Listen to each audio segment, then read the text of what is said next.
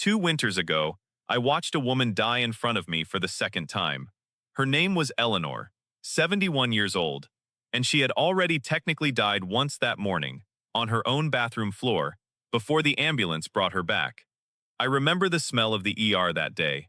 Cold coffee, antiseptic, that strange metallic scent that hangs in the air when a team has been working hard and fast.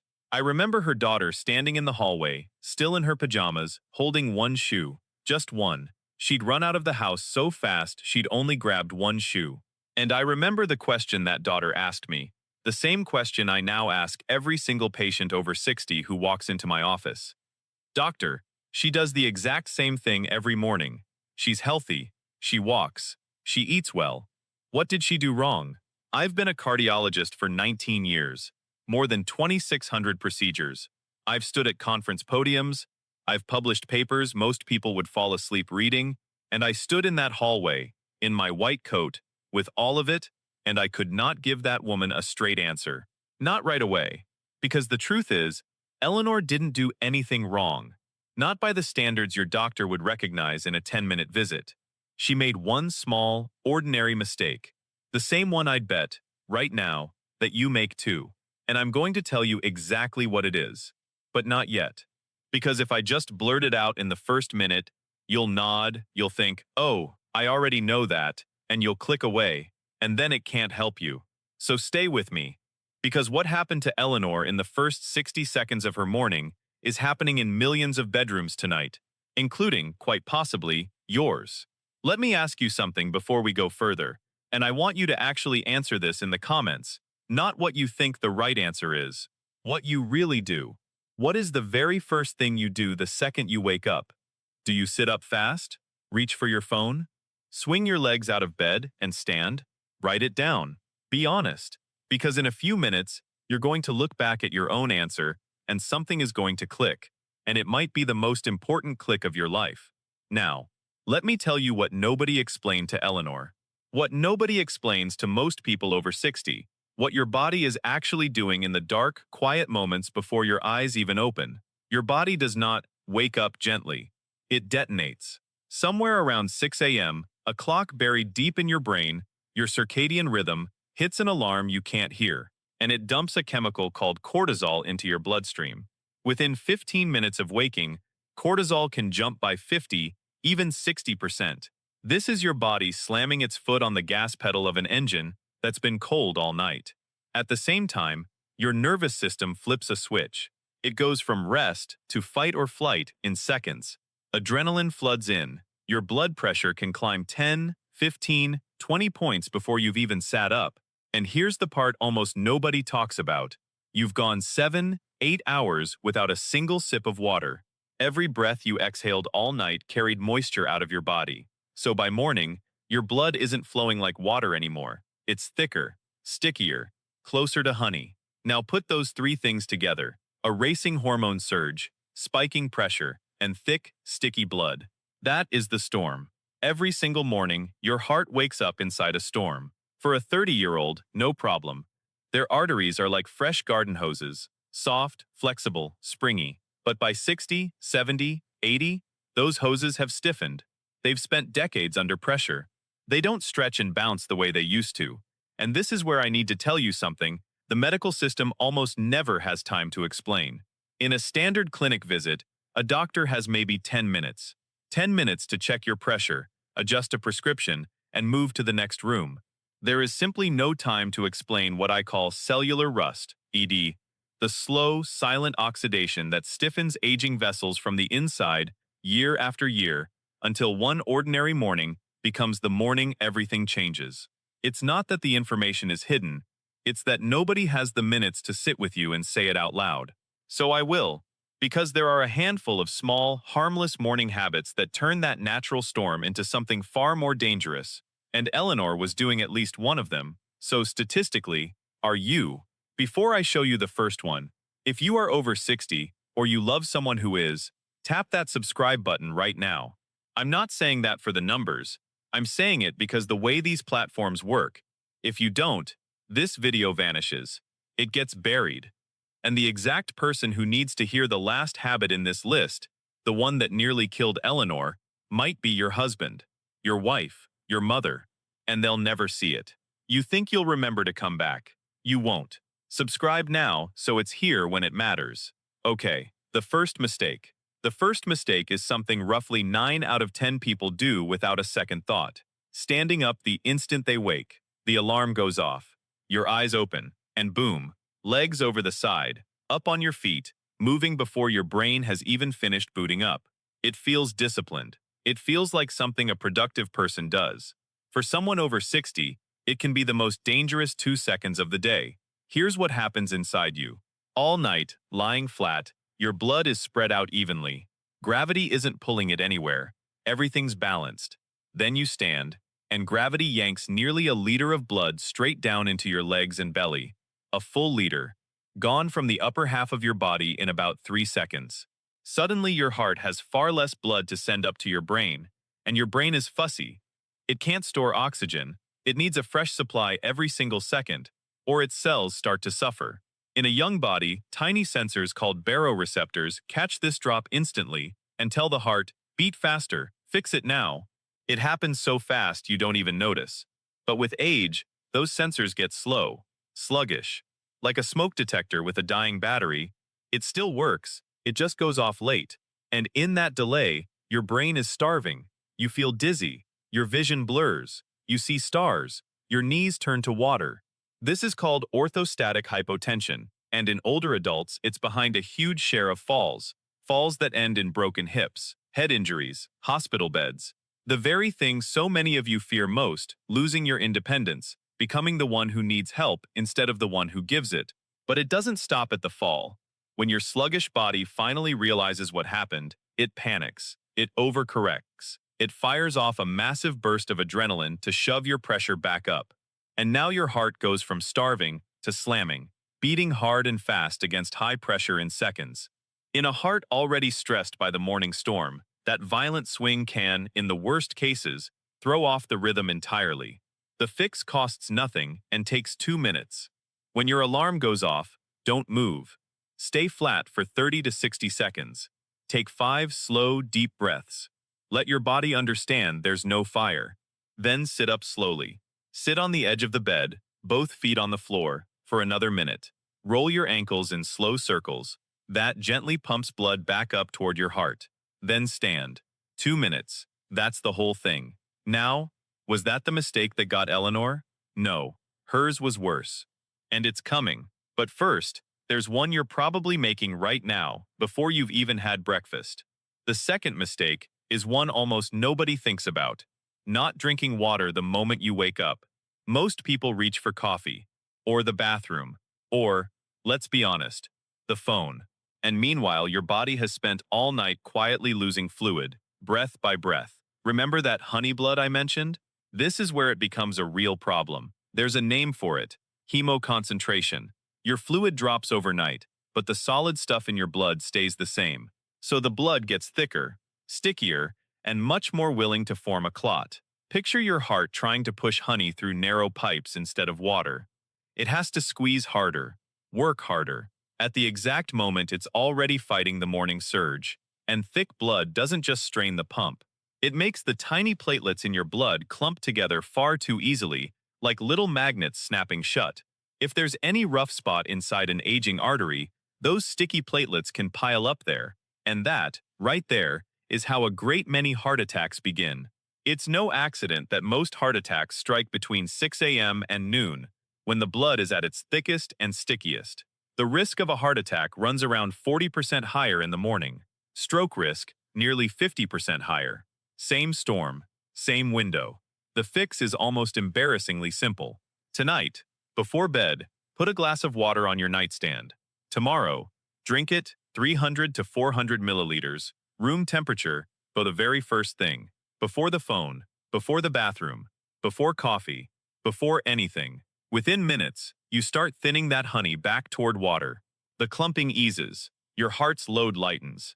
You are, quite literally, diluting the danger while you're still rubbing the sleep from your eyes. Simple. But not the one that nearly killed Eleanor. Keep that glass in mind, though, because the next mistake makes everything I just described dramatically worse. The third mistake is something nearly 8 out of 10 people swear they can't live without. Strong coffee, on an empty stomach, the second they're up. Now, I love coffee. I'm not here to take it from you. But when and how you drink it can be the difference between a comfort and a trigger. Caffeine is a powerful stimulant. It tells your adrenal glands to release adrenaline. It speeds your heart. It tightens your vessels. It pushes your pressure up, fast. But look at where your body already is. Cortisol, already high. Blood, already thick. Heart, already working near the top of its range just to handle being awake. Your cardiovascular system is already near redline, and now you pour a strong espresso onto it, on an empty stomach, where there's no food to slow anything down. With nothing in your belly, caffeine hits its peak in the blood in 15 to 20 minutes instead of 30 to 60. It's a shock delivered at the exact moment the heart is most vulnerable. For a young, healthy heart, usually fine, but for a heart that's been beating for 70 years, in arteries that have stiffened with time, and, this is the frightening part, in someone who may have quiet, undiagnosed narrowing they've never felt, that combination can be the spark, not the cause. The spark that lights a fire the disease had already laid. Coffee didn't kill Eleanor either. She barely drank it. But I've sat across from dozens of survivors who told me the same story. Strong coffee, empty stomach, and then the world tilted. So here's the fix. If you can't imagine mornings without it, and I understand, never drink it on an empty stomach. Eat something first. A banana, a handful of walnuts, a slice of toast. Anything that slows it down. Swap the espresso for a regular brewed cup if you can. And drink your water first. Always the water first. How much coffee do you drink each morning, on that days? And do you eat before your first cup? Tell me below. No lectures here, just honesty. Because the fourth mistake is one many people are certain is good for them. And that's exactly what makes it so dangerous. The fourth mistake is intense exercise in the first hour or two after waking. Hard running, heavy lifting, high-intensity intervals. Anything that spikes your heart rate before your body has finished waking up. Let me be crystal clear. Exercise is one of the best things you can do for your heart. This is not me telling you to stop moving. This is me telling you that timing matters enormously after 60, because in that early window, your system is already juggling everything we've talked about: high cortisol, surging adrenaline, thick blood, stiff vessels that haven't loosened for the day. Now demand that already straining engine shift into top gear. Your muscles scream for oxygen. Your oxygen demand shoots up, and if there's any hidden narrowing in those arteries, the supply may simply not be able to meet the demand. It gets worse when people exercise fasted and dehydrated, clothes on, straight out the door, nothing to eat or drink. Exercising on empty forces the body to burn through its reserves and pump out even more stress hormones. Add thick, dehydrated blood that can't carry oxygen well, and you've stacked several risks on top of each other without knowing it. That's why we occasionally hear of someone collapsing on an early morning run or gym floor. People who looked healthy, who believed, rightly, that exercise was good for them. They just didn't know they'd combined 4 dangers into one moment. The fix is straightforward. If you love a morning workout, give your body 2 to 3 hours after waking first. Drink water. Eat something light to steady your blood sugar. Let that hormone storm settle. Start with a long, gentle warm-up, never cold to full throttle. And if you can, save your hardest efforts for mid-morning or later, when your system is steady and ready. And now we come to the fifth one. The one Eleanor did every single morning for months. The one she was absolutely certain was making her healthier. The one that stopped her heart on her bathroom floor. Before I tell you exactly what it is, and exactly how to fix it, I need 30 seconds of honesty from you.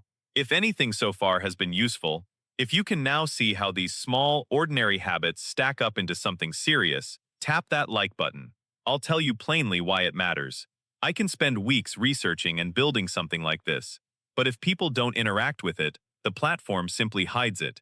And the person who needs mistake number 5 the most, and maybe someone in your own home, may never find it. Your like is one of the only ways it reaches them. All right, the 5th mistake. It's something wellness videos everywhere praise as a secret to long life. Something Eleanor read about online, watched over and over, and practiced faithfully every morning for 8 months, right up until the morning it nearly ended her, the cold shower. Extreme cold exposure right after waking. She'd seen all the videos. More energy, better mood, stronger immunity. It looked like science. It looked like a smart little investment in more years with her grandchildren. Every morning she'd wake, walk to the shower, crank it to the coldest setting, and stand under that freezing water for 2 full minutes, breathing through the shock, certain she was getting stronger. On the morning she collapsed, she did exactly the same thing. Woke, bathroom, coldest setting, and the instant that ice water hit her chest, her system slammed shut. Here's the terrifying part of why. When freezing water hits your chest and torso, your body doesn't read it as refreshing. It reads it as a life or death emergency, and it reacts to protect your core. Within seconds, thousands of tiny blood vessels near your skin clamp shut, not gently, not gradually, all at once, like 100 valves slamming closed. Now think about it. All the blood that was flowing through those vessels suddenly has nowhere to go, so the pressure in the vessels that stay open shoots up explosively. Cold water immersion has been shown to spike top-number blood pressure by 20 to 40 points in seconds. In some people, even more. For a heart that's beaten for 70 years, in arteries that have lost their stretch, that sudden slam of pressure is like trying to inflate a brittle old balloon too fast. The material has lost its give, and under that kind of sudden force, the weakest point is where things can fail. At the same time, the heart has to fight to push blood against all that resistance. It beats harder, faster. Its own demand for oxygen skyrockets, and if the coronary arteries are already quietly narrowed, they can't keep up. That's the moment the heart's rhythm can be thrown into chaos. And that is what nearly took Eleanor. 6 minutes. That's how long it took the paramedics to reach her floor. And she made it back, barely, because her daughter, half-dressed, one shoe on, had already dialed and started chest compressions before she even understood what was happening. Eleanor is alive today, but she is not the same. She lives now with the knowledge that on an ordinary Tuesday, doing something she believed was healthy, her heart stopped on the bathroom tile. And here is what I promised you at the very start, the reason you stayed. If you want to know the one zero-cost habit that protects an aging heart through this entire storm, it isn't the cold shower, and it isn't any expensive supplement. It's this, the gentle morning transition. And here is the exact routine, in order, that I now give every patient over 60. Stay in bed 30 to 60 seconds after waking, breathing slowly. Sit up, feet on the floor, another minute, rolling your ankles. Drink the glass of water you left on the nightstand the night before. Warm, never freezing, water in the shower. Wait for coffee, and never on an empty stomach. And save hard exercise for later in the morning. That's it. No cost, no equipment, maybe 5 extra minutes. And those 5 minutes smooth the entire storm, instead of throwing lit matches into it. Try it for just 3 mornings. By the 3rd day, most of my patients tell me the same thing. The morning dizziness eases, the racing settles, and they simply feel steadier on their feet. That's your own body, telling you it finally had a chance to wake up gently. Do it for Eleanor. Do it for the version of your family that still needs you at the table for many more mornings. And if this helped you, if you now see your own mornings differently than you did 15 minutes ago, subscribe and stay with me. Because next, I want to show you the 3 things you should never do in the last hour before bed, because what you do at night quietly decides how dangerous your morning becomes. That one might matter even more than this. Disclaimer: this video is for general educational and informational purposes only, and is not a substitute for professional medical advice, diagnosis, or treatment. Dr. Victor Wells is not your personal physician, and nothing here creates a doctor-patient relationship. Always consult your own qualified healthcare provider before making any changes to your routine, diet, exercise, or medication, and never stop or adjust a prescribed medication without your doctor's guidance.